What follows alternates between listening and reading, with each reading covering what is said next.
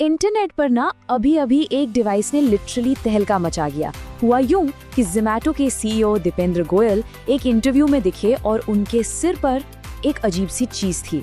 बस फिर क्या था, इंटरनेट पर सवालों की जैसे बाढ़ ही आ गई।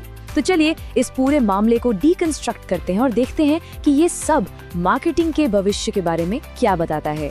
तो कहानी कुछ ऐसी है, एक इंटरव्यू चल रहा था और सब ने दीपेंद्र गोयल के सिर पे लगी इस डिवाइस को नोटिस किया। मतलब लोग सच में वीडियो को पॉज कर रहे थे, जूम कर रहे थे और हर कोई बस यही पूछ रहा था, भाई ये है क्या? और देखते ही देखते ये चीज हर जगह वायरल हो गई। और पता है सबसे मजेदार बात क्या थी, पूरे इंटरव्यू में उन्होंने इस डिवाइस के बारे में एक शब्द तक नहीं कहा।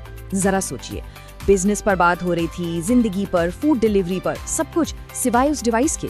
और इसी चुप्पी ने, इसी सस्पेंस ने लोगों की क्यूरियोसिटी को मतलब नेक्स्ट लेवल पर पहुंचा दी।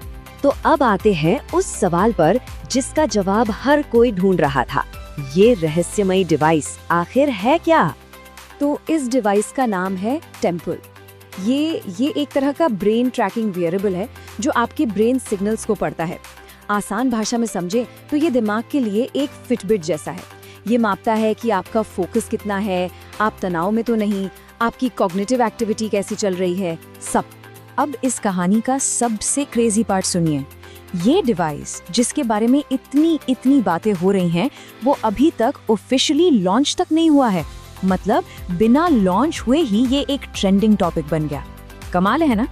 चलिए अब असली मुद्दे पर आते हैं, क्योंकि देखिए यहाँ असली कहानी उस टेक की नहीं बल्कि उसके पीछे छिपी ब्रिलियंट मार्केटिंग स्ट्रेटजी की है।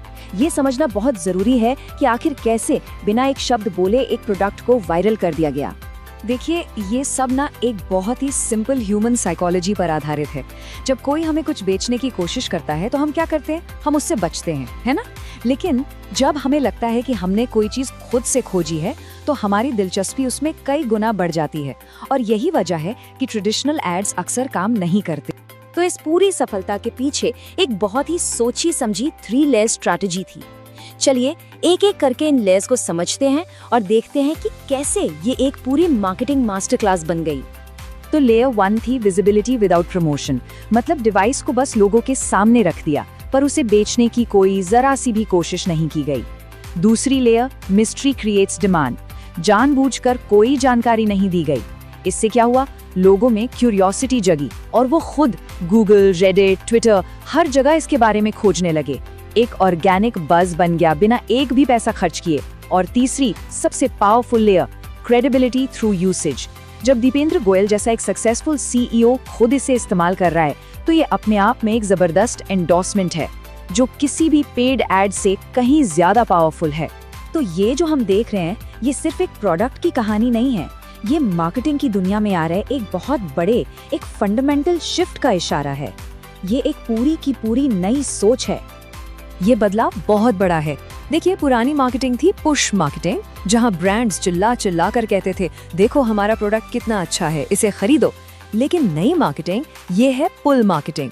यहाँ ब्रांड्स बस इतना कहते हैं, हम तो बस इसे इस्तेमाल करते हैं, हमारे लिए ये काम करता है, अगर आपको जानना है तो आप खुद पता कर लो। इससे कंट्रोल ऑडियंस के हाथ में आ जाता है। तो इस नई दुनिया में मार्केटिंग के नए नियम क्या है? पहला, परमिशन बेस्ड मार्केटिंग, मतलब लोगों को इंटरप्ट मत करो। दूसरा, वैल्यू फर्स्ट अप्रोच, मतलब पहले कुछ उपयोगी जानकारी दो, कुछ वैल्यू दो। और तीसरा, ऑर्गेनिकली ट्रस्ट बनाओ। ये जबरदस्ती नहीं होता, ये समय के साथ धीरे धीरे बनता है। और आखिर में एक लाइन है जो इस पूरी स्ट्रैटेजी को समराइज कर देती है, आज के दौर में सबसे अच्छी, सबसे इफेक्टिव मार्केटिंग वही है जो मार्केटिंग जैसी लगे ही नहीं। तो ये पूरी बातचीत हमें एक बहुत बड़े सवाल पर लाकर छोड़ देती है, क्या वाकई सबसे अच्छी मार्केटिंग इनविजिबल होती है? क्या भविष्य की सबसे कामयाब मार्केटिंग स्ट्रेटजीज वो होंगी जो हमें दिखाई ही न दें? सोचने वाली बात है।